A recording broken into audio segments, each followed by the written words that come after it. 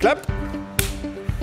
Bonjour, nous sommes à l'Institut de recherche sur la biologie de l'insecte à l'Université de Tours. Je vous propose d'aller faire une visite et on va tout de suite retrouver David Géron, le directeur.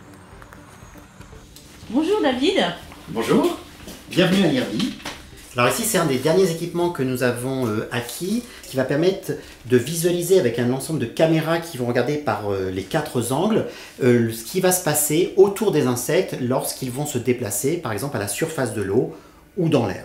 Et ça va être utilisé par exemple en aéronautique ou pour de la robotique qu'on appelle bio-inspiré. C'est-à-dire inspirer des phénomènes de la nature pour ensuite reproduire d'un point de vue technologique par exemple.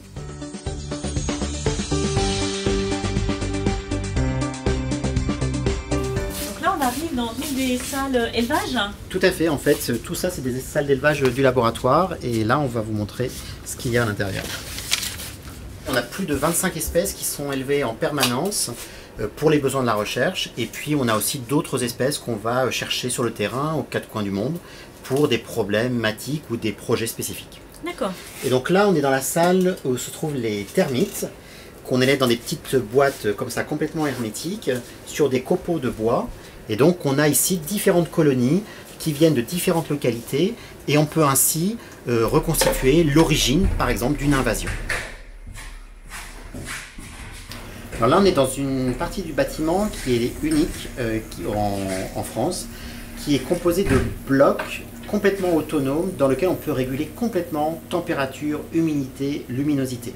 Et ça nous permet de recréer n'importe quel environnement, que ce soit un environnement tropical, tempéré, ou même des températures extrêmement froides par exemple. En fonction des espèces. En fonction des espèces ou en fonction des conditions que l'on veut étudier.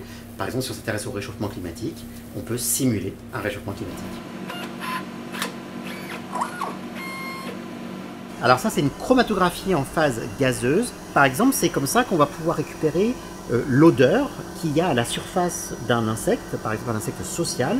Odeur qui va servir par exemple lorsqu'une abeille arrive dans la ruche pour savoir par les congénères est-ce que c'est une abeille de la même ruche ou d'une ruche concurrente par exemple. D'accord, donc vous identifiez en fait toutes les molécules chimiques qui sont présentes chez les insectes pour communiquer. Voilà. D'accord, très bien. Merci.